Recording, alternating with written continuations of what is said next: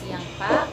Perkenalkan, saya Dr. Vidya, dokter yang bertugas di klinik pada siang hari ini.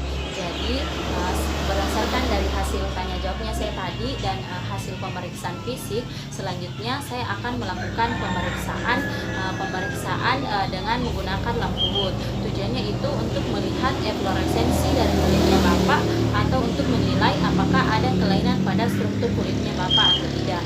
Nanti pada saat pemeriksaan saya akan menggunakan alat namanya lampu wood dan saya akan melakukan penyinaran pada kulitnya Bapak. Mungkin nanti Bapak akan merasa sedikit tidak nyaman, tapi insya Allah akan saya lakukan dengan seprofesional mungkin. Jadi bagaimana Pak? Apakah Bapak bersedia? Selanjutnya untuk pemeriksaan lampu wood yang perlu kita perhatikan adalah kondisi ruangan. Di sini kondisi ruangan harus dalam keadaan yang benar-benar gelap, tidak ada jendela atau menggunakan penutup kain hitam. Selanjutnya Pak, saya akan melakukan persiapan lampu wood dan memanaskan lampu wood. Di sini lampu woodnya saya pakaikan penutup warna hitam. Kemudian saya akan memanaskan lampu wood selama 1 menit. Untuk persiapan pasien, di sini persiapan pasiennya kulit dan rambut pasien dalam keadaan yang benar-benar alami, artinya tidak dicuci. Jika sebelumnya menggunakan obat-obatan topikal seperti salep, maka kita harus menghapus obat-obatan tersebut, menghapus sisa kain kasa, Tujuannya itu agar pada saat pemeriksaan tidak ada perubahan efloresensi yang diakibatkan karena penggunaan obat-obatan topikal. Setelah itu kita akan melakukan pemeriksaan dengan menggunakan lampu wood. Tapi Pak, saya akan mulai melakukan pemeriksaan. Di sini lokasi lesinya itu berada di lengan bawah. Kemudian saya akan melakukan pemeriksaan dengan lampu wood dengan jarak antara lampu wood dengan kulit yaitu sekitar 4-5 inci. Kemudian kita lakukan pemeriksaan. Setelah itu kita nilai hasil efloresensinya. Baik Pak, saya sudah melakukan pemeriksaan dengan menggunakan lampu wood.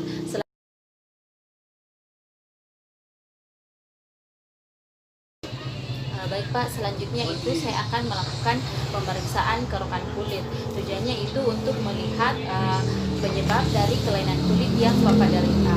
Nanti pada saat pemeriksaan saya akan melakukan kerokan dengan menggunakan pisau pada lengannya Bapak. Mungkin nanti Bapak akan merasa tidak nyaman, tapi akan saya lakukan dengan seprofesional mungkin. Jadi bagaimana Pak? Apakah Bapak bersedia?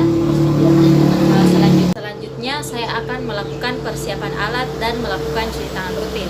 Adapun alat-alat yang kita gunakan pada pemeriksaan kerokan kulit yaitu mikroskop,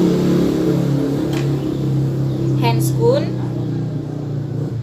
objek glass dan deglass, alkohol 70%, lipatan kertas steril, alkohol swab, cawan Petri, skalpel dan bisturi, spidol atau marker, jarum inokulasi, loop atau kaca pembesar, methylene blue, KOH 10%, dan bunsen. Selanjutnya saya akan memberikan marker pada objek glass, cawan Petri, dan lipatan kertas steril.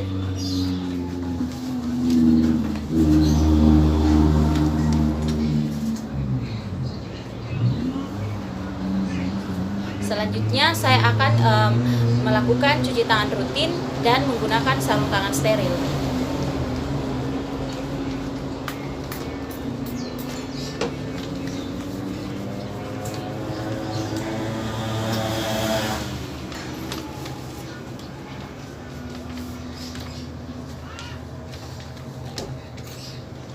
Selanjutnya saya akan menggunakan sarung tangan steril.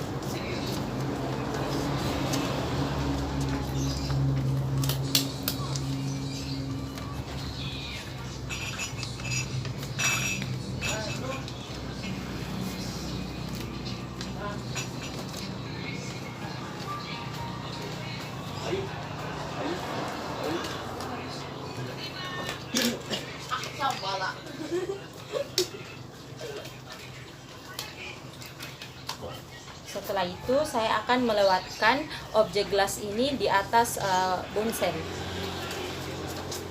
Kemudian kita tempatkan di tempat yang bersih. Selanjutnya saya akan memposisikan pasien. Di sini posisi pasien tetap dalam keadaan yang duduk karena lokasi dari kelainan kulitnya yaitu berada di lengan bawah. Selanjutnya saya akan melakukan disinfeksi. Selanjutnya Pak, saya akan melakukan disinfeksi pada lokasi kelainan kulitnya Bapak. Nah, di sini lokasi kelainan kulitnya itu berada di lengan bawah. Kita lakukan disinfeksi dengan menggunakan alkohol swab dari luar ke dalam dengan gerakan sirkuler.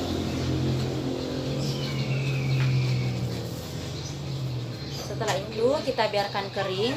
Selanjutnya saya akan melakukan kerokan dengan menggunakan skalpel. Di sini lokasi pengerokan yaitu berada di pinggir lesi, yaitu daerah yang masih berwarna kemerahan. Kemudian kita lakukan kerokan dengan posisi skalpel dengan derajat 45 derajat. Kemudian kita lakukan kerokan di bagian pinggir mengarah ke atas.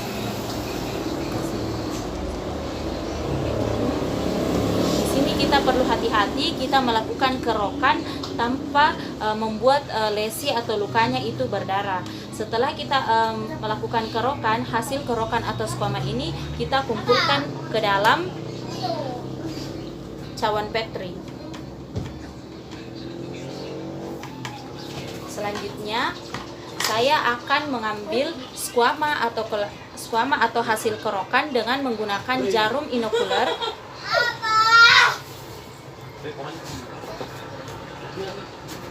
Kemudian kita akan letakkan di objek gelas yang sebelumnya telah kita teteskan dengan menggunakan KOH 10%.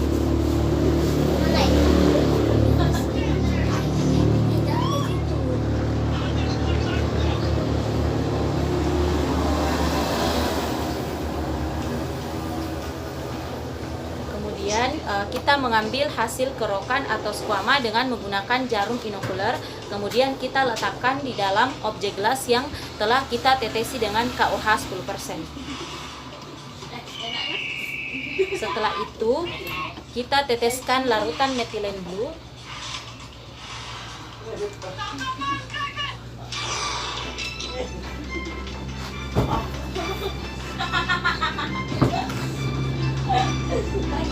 Kita teteskan dengan larutan metilen blue.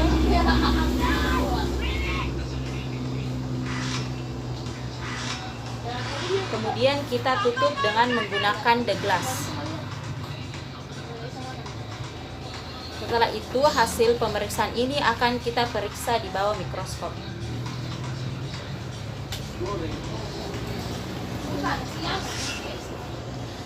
Setelah itu kita catat hasil pemeriksaannya dan kita dokumentasikan. Selanjutnya saya akan melakukan beres-beres alat dan melakukan cuci tangan rutin. Namun sebelumnya saya akan membersihkan meja dengan menggunakan larutan Lysol 5-10%.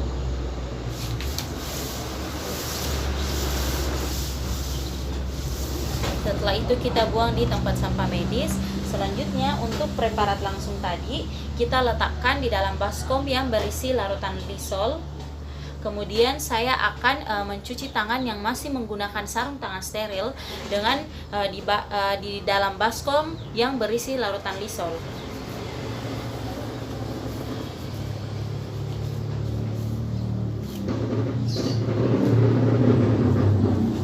Kemudian kita lepaskan sarung tangan steril, kemudian kita buang di tempat sampah medis.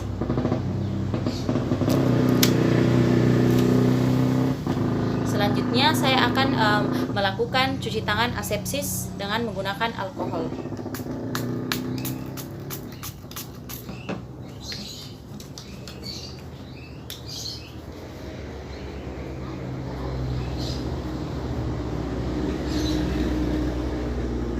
Saya akan akan melakukan persiapan pengiriman sampel. Di sini sampel hasil kerokan kita simpan pada lipatan kertas, kemudian kita kirim sesuai dengan data identitas pasien.